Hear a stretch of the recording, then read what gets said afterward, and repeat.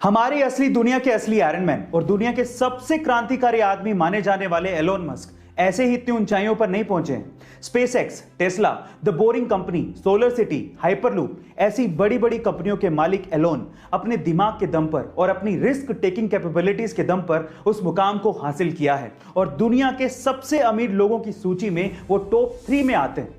आज इस वीडियो में हम लोग एलोन मस्क की ऐसी 3 कहानियां जानेंगे जिन्होंने उन्हें इस ऊंचाई पर पहुंचाया है। गाइस, अगर आप ये 3 कहानियां ध्यान से सुनेंगे तो मैं आपसे गारंटी लेता हूं कि आप भी अपनी जिंदगी में पॉजिटिव बदलाव लाकर सक्सेस को पाने की कोशिश करेंगे। उनकी पहली कहानी जुड़ी है उनके बचपन से। जब एलोन मस्क छोटे थे तो उनके माता पिता का तलाक हो गया था। ऊपर से जिस स्कूल में वो जाते थे उन्हें वहां पर कोई भी पसंद नहीं करता था, उन्हें बुली किया जाता था। एक बार तो उनके स्कूल के बच्चों ने एलोन को इतना मारा कि वो 7 दिन के लिए हॉस्पिटलाइज हो गए थे। किसी को भी एलोन में कुछ भी खास नजर नहीं आता था। ऊपर से उनके पेरेंट्स को एलोन में एक प्रॉब्लम नजर आने लगी थी।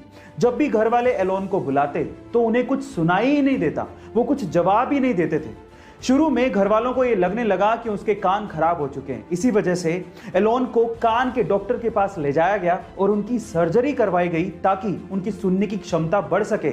लेकिन उसके बावजूद भी घर वाले जब भी बुलाते एलोन कोई जवाब ही नहीं देते।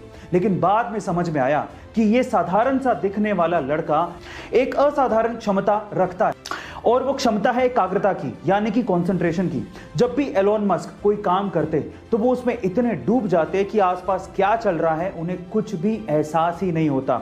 जब वो बुक्स पढ़ते या फिर कोई काम करते या फिर सोचते तो वो पूरी तरह से अपने माइंड को कंसंट्रेट कर देते थे। गाइस, यहां पर उनके बचपन से ये बात सीखने लायक है कि जब भी आप कोई भी काम करें अपना 100% फोकस सिर्फ उसी काम पर लगाएं, आपको सक्सेस मिलेगी ही। अगली कहानी जुड़ी है उनकी टीनेज से। गाइस, बुक्स पढ़ने की आदत उन्हें बचपन से ही लग चुकी थी और पेरेंट्स तक को पता था कि अगर एलोन घर पे नहीं है तो वो पक्का घर के किसी आसपास की लाइब्रेरी में बैठकर बुक्स पढ़ रहे होंगे। उन्हें बुक्स पढ़ने की आदत इतनी ज्यादा थी कि लाइब्रेरी की बुक्स वो खत्म कर चुके थे और जब कुछ नहीं बचा तो उसके बाद उन्होंने एनसाइक्लोपीडिया तक चाट डाली थी। अपनी पढ़ाई को आगे कंटिन्यू करने के लिए उन्होंने साउथ अफ्रीका छोड़ा और वो कनाडा शिफ्ट हो गए। बाद में हायर स्टडीज के लिए वो यूएस चले गए। तब यूएस में जॉब्स के क्राइसिस बहुत ज्यादा थे, लेकिन इंटरनेट का क्रेज बहुत बूम पर था। तब उन्होंने अपने भाई के साथ बैठकर इंटरनेट पर कुछ करने की सोची। उस वक्त उन्होंने ये ध्यान दिया कि येलो पेजेस नाम से एक बुक आती है जिसमें छोटे बड़े जितने भी बिजनेसेस हैं वहां पर लोग इनके कॉन्टैक्ट नंबर और उनके एड्रेस को ढूंढा करते हैं। तो उन्होंने सोचा कि क्यों ना एक ऐसा सॉफ्टवेयर बनाया जाए जिसमें येलो पेजेस की जरूरत लोगों को पड़े ही नहीं और सारी चीजें उन्हें इंटरनेट पर ही अवेलेबल हो जाएं।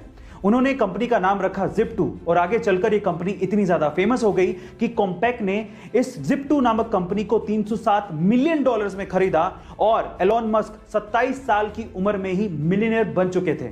अब वो चाहते तो आगे की सारी जिंदगी बड़ी आसानी से काट सकते थे, लेकिन अब सुनते हैं उनकी तीसरी कहानी जिसने उन्हें अमीर और मशहूर बना दिया। Zip2 को सेल करने के बाद एलोन ने पूरी दुनिया में बैंकिंग ट्रांजैक्शंस को आसान बनाने के लिए X.com नामक एक कंपनी की शुरुआत की, जो कि आगे चलकर पेपल नाम से मशहूर हुई, जिसे eBay ने $1.5 बिलियन में खरीदा था। अब एलोन मस्क के पास पैसा बहुत था और अब बारी थी दुनिया को बदलने की। इसीलिए एलोन मस्क ने अपने पैसों को ऐसी कंपनीज में इन्वेस्ट किया जो कि फ्यूचरिस्टिक आइडिया थे, लेकिन लोगों को ये आइडियाज बेकार लगते थे। जब एलोन ने इन कंपनीज में अपना पैसा डाला तो लोग उन्हें पागल और पैसा बर्बाद करने वाला कहने लगे थे। सन 2002 में एलोन मस्क ने अपने पैसों का 75% हिस्सा स्पेसएक्स नामक कंपनी में लगाया, जो कि सस्ते स्पेस व्हीकल बनाना चाहती थी और लोगों को स्पेस की सैर करवाना चाहती थी। और सन 2004 में बाकी बचा हुआ पैसा टेस्ला कंपनी में लगाया, जो कि इलेक्ट्रिक व्हीकल बनाना चाहती थी। लेकिन कुछ भी आसानी से नहीं मिलता। एक वक्त ऐसा आया जब टेस्ला कंपनी डूबने वाली थी और स्पेसएक्स के शुरू के 3 रॉकेट लॉन्च पूरी तरह से हवा में ही बर्बाद हो गए थे।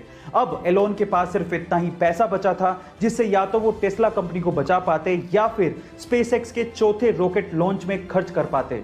फिर से उन्होंने हिम्मत दिखाई, रिस्क उठाया और अपना पैसा स्पेसएक्स के चौथे रॉकेट लॉन्च में लगाया, जो कि फॉर्चुनेटली सक्सेसफुल रहा और नासा ने तब एलोन मस्क को बैक किया, $1.6 बिलियन की फंडिंग दी। उसके बाद से स्पेसएक्स ने कभी पीछे मुड़ के नहीं देखा और आज स्पेसएक्स दुनिया की टॉप 6 स्पेस एजेंसीज में शुमार है और टेस्ला ने तो एलॉन मस्क को दुनिया का सबसे अमीर आदमी बना दिया है। यहां पर सीखने लायक बात यह है कि अगर आपके आइडियाज पर आपको भरोसा है तो रिस्क जरूर उठाओ, क्योंकि किस्मत भी उसी का साथ देती है जो कि अपने आप पे विश्वास रखता है और रिस्क उठाता है।